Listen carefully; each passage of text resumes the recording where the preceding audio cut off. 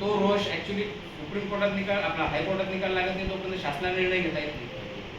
ही परिस्थिती एकीकडे आणि दुसरीकडे लोक आता ह्या निवडणुका 4 महिन्यात 6 महिन्यात आल्यामुळे प्रत्येकाला असं वाटतं की मी काहीतरी हिरो झाला पाहिजे, निवडणुकीला सामोरं गेलं पाहिजे. आणि त्याचा परिणाम असा झाला की सर्व गावांची कायदा सुरक्षा होती आणि त्याचा फटका आहे ना अप्रत्यक्ष ग्रामपंचायत अधिकारीपासून तर कलेक्टरपर्यंत एसपीपर्यंत सर्वांना त्याचा बसला. सर्वांना जर हे वेळीच दाबलं गेलं नाही, ठिणगी पडली, त्याचा वनवा व्हायला वेळ लागणार नाही. त्या ठिणगीला तुम्हाला मला पाय द्यावा लागेल तर तो विजेल, अन्यथा तो वनवा कोणालाच वाचू देणार आणि मग तुमच्या हातात सुद्धा काही राहणार नाही. अशी परिस्थिती भविष्यात घडून ठेवली. म्हणून आता हे जे काही घडलं ते ह्या व्यक्तीचं बलिदान व्यर्थ जायला नाही पाहिजे ही आमची भूमिका आहे. आता मी काल हायकोर्टात होतो. हायकोर्टात शिंदे साहेब जे काउन्सिलर आहेत कोर्टाचे, तर त्यांच्यासोबतही मी परत 1 तास चर्चा केली. हायकोर्टचे काउन्सिलर त्यांच्याशी ह्या ग्रामसभा आणि या विषयावर आणि अनधिकृत पद्धतीने ज्या पद्धतीने व्हिडिओ शूटिंग प्रत्येक शासकीय कार्यालयात चालते याच्यावर काय करता येईल. जवळपास 1 तास झाला. त्याच्यानंतर मी याचिका तयार करायचं पण ठरलं आणि ही जी प्रत्येक शासकीय कार्यालयामध्ये ग्रामसभांमध्ये हे जे विदाऊट परवानगी जी शूटिंग होते रील्स बनवली जाते, आता पायबंद झाला नाही तर भविष्य काय घडून होतोय तर ती चर्चा पण मी केली.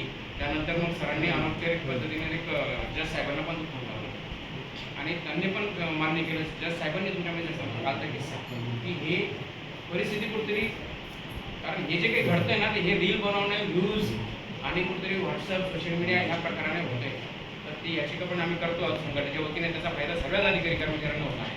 परंतु तोपर्यंत ही जी परिस्थिती आहे ना तर ह्या अशा लोकांना जर तुम्ही ॲक्शन मोडमध्ये आले तर मला वाटतं तुमची जी ताकद आहे ती वेगळी, कायदा हे चालत राहील काय, पण तुम्ही जर त्या ॲक्शन मोडमध्ये आले, कारण की शेवटी पोलीस खात्या आजही काही झालं जरी आजही 10-20% लोक निर्डावलेले आहेत की जे तुमच्यासारख्यांच्या अंगावर यायला कमी करत नाही, परंतु तरी सुद्धा तुम्ही ॲक्शन मोडमध्ये आल्यानंतर जे उरलेले 80-85% लोक आहेत त्यांना तरी कुठेतरी असं चाप मिळेल आणि चाप म्हणजे कुठेतरी आहे असं होतं.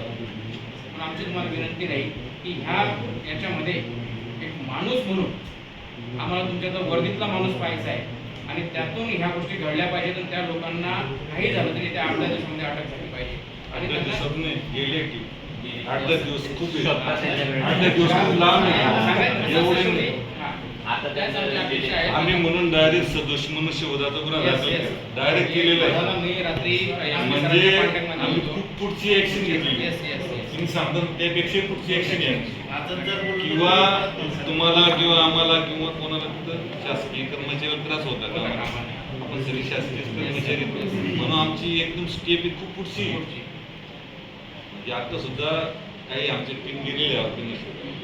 आम्ही सांगू लवकरात 8-10 दिवस नाही, आता 1-2 दिवसातच आम्ही तो आजच हा विषय संपून जाईल. अशा परिस्थितीत आम्हाला माहिती आहे तुम्ही राज्य सरकार, आम्ही राज्य सरकार, आपल्या सगळ्यांना माहिती आहे काय त्रास होतो, काय नाही काम करता.